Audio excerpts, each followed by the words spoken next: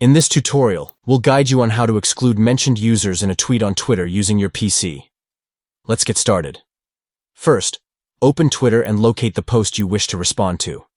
Click on the reply button situated below the tweet to initiate your response.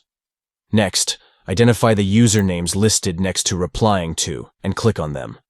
This step allows you to manage the users you are interacting with. Now, below the tweet, you'll see a checkbox next to the users who are mentioned in the tweet. Simply uncheck the box next to the user you want to exclude from your reply. After excluding the specified user, click on the close button located in the top right corner of the tweet.